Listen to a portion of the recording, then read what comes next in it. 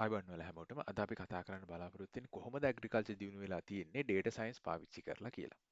ඉතින් මේ වෙද්දී ලෝකේ පුරා කුඩා පරිමාණ ගොවියෝ ඉඳලා මහා පරිමාණ ගොවි සමාගම් වෙනකන් විශාල පරාසයක තමන් විසින් එකතු කරන data සහ වෙනත් researchersලා එකතු කරන data මගින් එන information පාවිච්චි කරලා data driven decisions ලබා ගන්නවා ඒගොල්ලන්ගේ business එක develop කරන්න.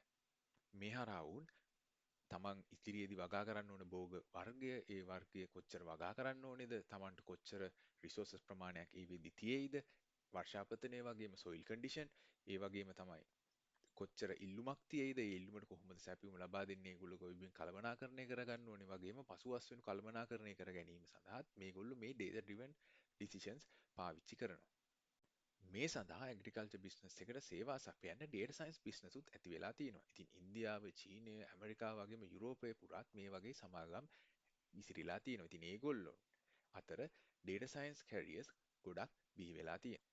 ඉතින් ග්‍රීන් හවුස් වල ඉඳලා මහා පරිමාණ ගොවිබිම් දක්වා පුළුල් පරාසයක ඒගොල්ලන්ගේ ඇප්ලිකේෂන්ස් ඒගොල්ලෝ යොදවලා ඒගොල්ලෝ බලාපොරොත්තු වෙන්නේ සස්ටේනබල් විදිහට කොහොමද ඇග්‍රිකල්චර් බිස්නස් එකක් විදිහට ඩෙවලොප් වෙන්නේ ඉස්සරහට එන ක්ලයිමේට් චේන්ජ් සහ වැඩි වෙන ජනගහනය කියන අභියෝග දෙක සාර්ථකව කළමනාකරණය කරගන්න ගමන් අඩු පරිසර හානියකින් වැඩි ඵලදාවක් අරගෙන වැඩි ලාභයක් ලබා ගන්න කියන එකට. ඉතින් මේ ආශ්‍රිතව අපිටත් අවස්ථාවක් තියෙනවා මේ මාකට් එකට ඇතුල් වෙන්න අනාගතයේදී.